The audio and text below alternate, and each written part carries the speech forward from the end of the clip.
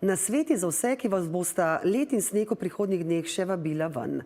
V letošnji smučarski sezoni se je na naših smučiščih zgodilo že 8 nesreč s hujšimi poškodbami, med njimi pa polovica otrok. Kako lahko preprečimo hude nesreče?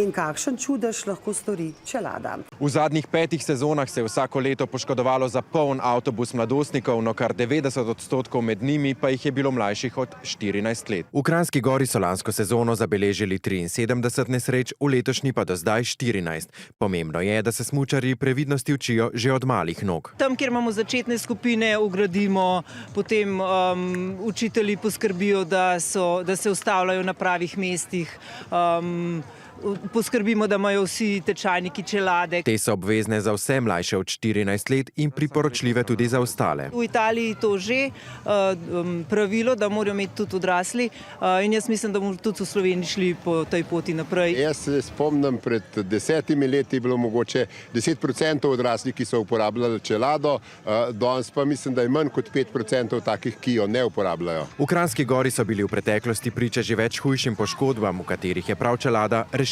življenje.